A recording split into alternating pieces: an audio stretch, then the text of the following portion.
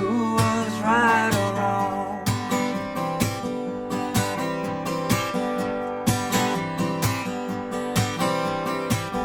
Looking out on a big green lawn, girls and boys playing in the afternoon sun. Life's a joy. I heard an old song playing on the radio. Buffalo, Springfield again.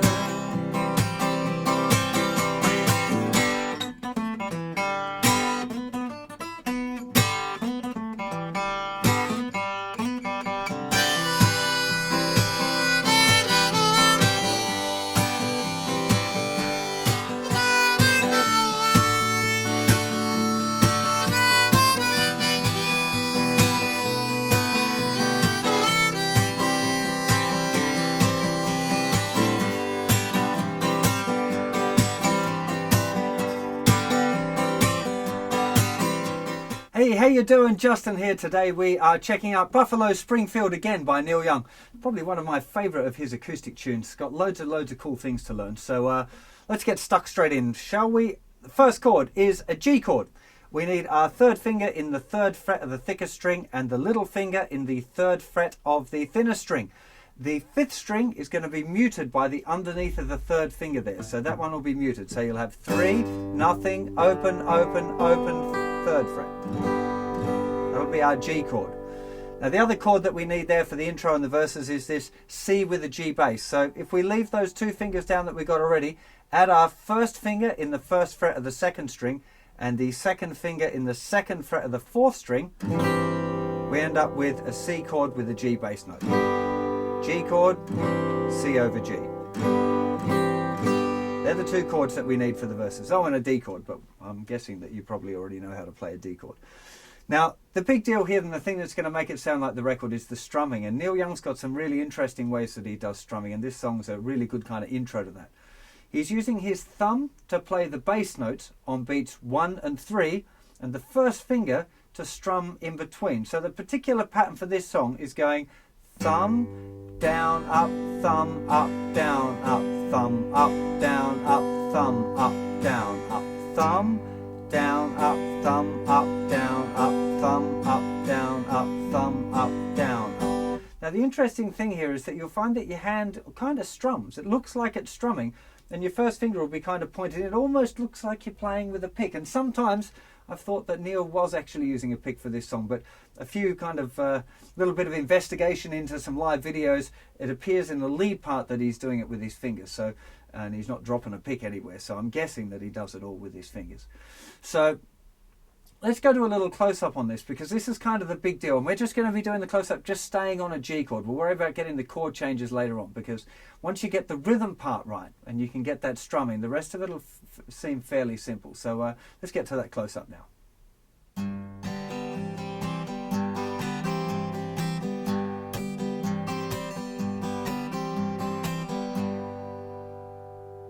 You can see it really looks like strumming, but it is in fact fingerstyle, mainly using our first and second fingers. So thumb is playing on beat 1, then we've got down, up on 2 and with the first finger just stroke down really lightly. Keep your first finger really relaxed so it doesn't kind of get caught up in stuff. 1, 2 and 3 and 4 and. That's the first bar. It's a 2-bar pattern. 1, 2 and 3 and 4 and 1, 2 and 3 and 4 and. Just using your first finger there to kind of strum up and down.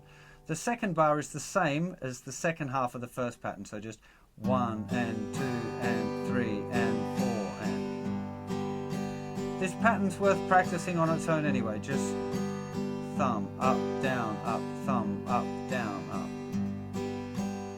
It's good to get the feeling of it, of what you should be doing. And then when you're ready, try doing the pattern. So thumb, down, up, thumb, up, down, up, thumb, down, up, thumb, up, down, up, thumb, down, up, thumb, up, down, up. Now there is actually one more bit to this, which is a little bit of a percussive hit that's going on here. It's kind of the hand hitting in on the on the bridge there, and the fingers clicking on the strings, which happens on beats 2 and 4. So you end up with this 1, 2, 3, 4, 1, 2, 3, 4. That's the kind of, it's like a little drum groove really. And when you're mixing that with having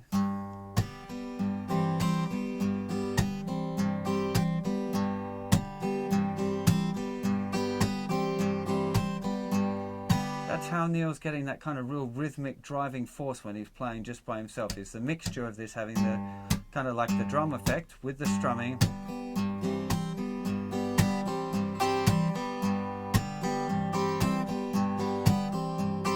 And for the hit, I'm definitely feeling it on all of my fingers. So actually all my fingers are hitting in on the strings, and that's helping get a really good kind of percussive hit. So it's that bashing on the guitar and the fingers hitting in, independently of the first finger.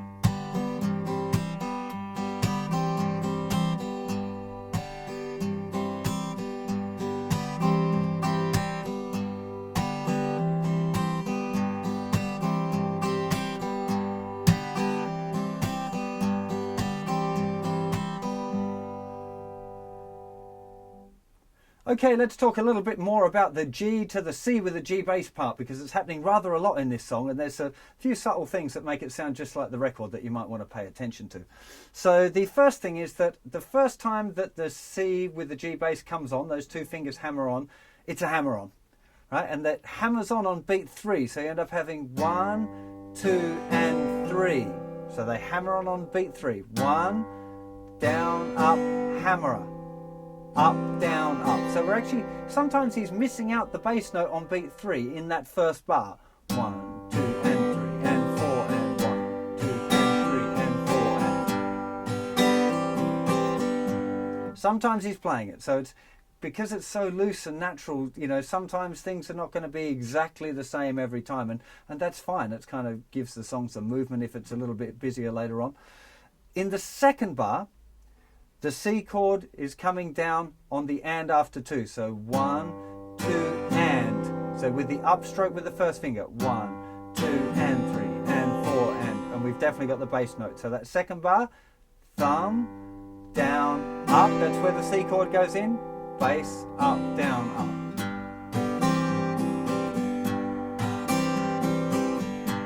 So when we get those two bars together, down, down, up, hammer, up, down, up, bass, up, down, up.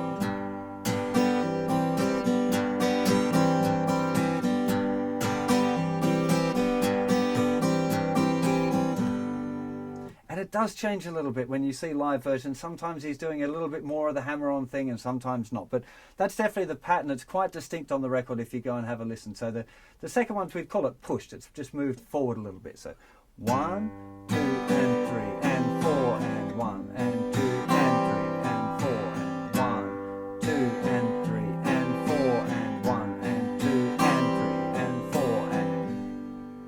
and that's the pattern. And I'd strongly recommend that you spend a little bit of time just working on getting that groove on right first, because you know, trying to get that hand to be working the right way is really the key to getting this tune. All of the rhythm parts really are kind of based on that. So that's the important bit. So let's go through and talk about the chords. So once you've got the little groove, that's all of the intro, and the verses stays the same. Used to play in a rock and roll band, but they broke up. We were young and we were wild. They laid us up. Now we're going to a D. And I'm not saying who was right or wrong. And then back to the little riff. Now on the D chord, the second bar of the D, I think he's moving to an A bass note. But again, not all the time. So you can choose whether you stay on D with the bass note or move over to the 5th string. So D would be playing the 4th string, D with an A bass, you move the thumb over and play the open 5th string. You definitely want to keep the thicker string there muted because it sounds a bit rough if that appears. So just generally the thumb kind of on the fretting hand reaching over and muting that thicker string is not a bad plan. And that's the verses. And it just repeats that round every time that there's a verse on. Now the chorus, we've got D chord, same strumming, E minor, to either it's kind of like a B minor, but I'm thinking of it like an E7 sus4 over B. It's kind of complicated. You could be thinking of it as kind of like a B minor 11, I guess, as well. It's got a few different names. Whatever you're going to call it, it's nothing on the thicker string. 2nd fret, open, 2nd fret, open, open. To get to it from the E minor, just move your 3rd finger down 1 string and push up a little bit with your 2nd finger to mute the thicker string. So as you're strumming, you're not going to hear that low E anymore, and you'll just hear it from the B. And then it's going to a C chord and staying on C for 2 bars. So the chorus, Buffalo, Spring, E minor, to E7, sus4 over B, to C chord.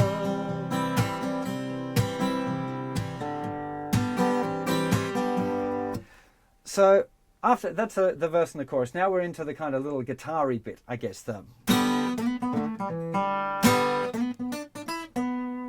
Now, it sounds a little different on the record because there's 2 guitar parts going. Now, it could be an overdub or it could be 1 guitar.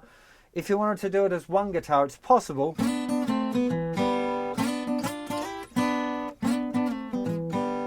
But that's not how Neil normally plays it live. Live, it's normally just single line. And because it's fingerstyle, it gets a little bit interesting with this hand. Let's get to a close-up first and check out what the notes are. So the little lead guitar part starts with a G chord. Just 1 big hit, just the same G that we've been using for the rest of the song so far. Then we've got the first lead line. Just using our 2nd finger, sliding up to the 4th fret. Play it again. 2nd fret, open. 2nd fret of the 4th string. Back to the open 3rd string. Then the chord again. Then the 2nd line. 4th fret on the 3rd string. Twice. Twice on the 3rd fret of the 2nd string. And then 3rd finger's going down 5th fret 2nd string. And back to the starting note, which was the 4th fret of the 3rd string.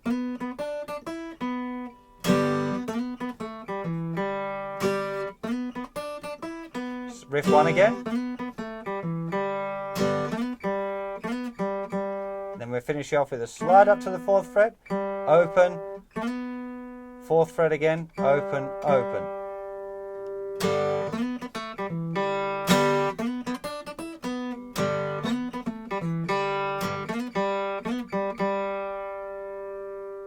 The strumming hand for this little riff, we're doing a little kind of finger flick just to hit through the G chord and then muting it with our palm.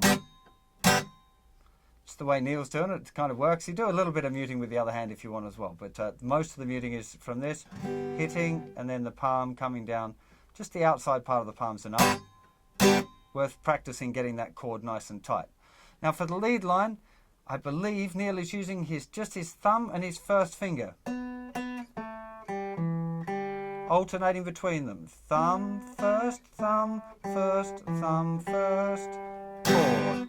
Thumb first, thumb first, thumb first, chord. Thumb. Mostly for that riff I'm just using my 1st finger, but it doesn't matter. Really doesn't matter what fingers you use for that, you've got plenty of time. Just for this, it's worth having a pattern. Doesn't matter if you want to change it and do different fingering, but work out of which one you're going to do, because if you don't actually have something set, it can be easy with this kind of riff to kind of trip over your own fingers. So it's worth doing a little bit of practice on that. Okay, the last part of the song that we need to check out is the harmonica solo. So chords for the harmonica solo starting on the C, 2 bars, and then to G, then to D, E minor, E7 sus4 over B to C.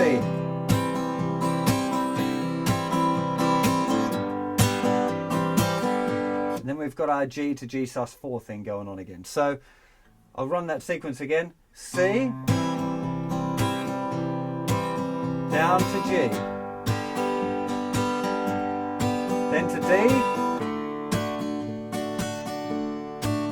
to E minor, E7, sus4 over B to C.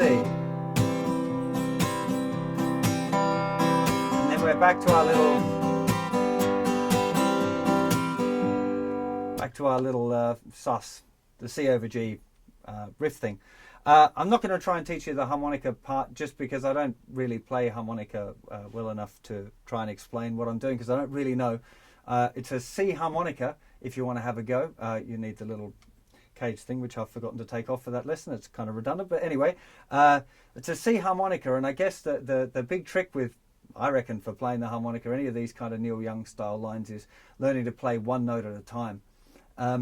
I don't really know how to teach it, otherwise I would, but I just kind of mucked around with harmonica trying to learn how to play Neil Young songs. That's how I figured it out. I bought a few harmonicas and just fiddled about until I figured out how I could make one note, and then I tried to learn his licks. So and most of it, if you play around with the harmonica, you'll find the notes. You know, it's just hard to make them. You know, I still find harmonica a difficult instrument, but it's good fun to play. So I would recommend you grab yourself a neck brace and a C harmonica and have a go at doing it. But unfortunately, I'm not going to try and teach it to you. Have yourselves a lovely time playing this tune. I think it's a really good fun one. There's some great versions of Neil playing this live, so check it out and have some good inspiration there from the man himself.